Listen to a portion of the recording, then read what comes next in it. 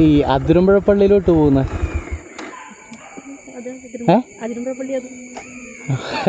Actually എനിക്ക് സത്യം പറഞ്ഞാൽ അറിയാം, പക്ഷേ തന്നെ കണ്ടപ്പോഴത്തേക്ക് വഴിയെല്ലാം മറന്നു കൊടുക്കുകയല്ല ചെയ്ത്. ഇവിടെ ഉള്ളതാണോ? ആണല്ലേ, ഓക്കെ.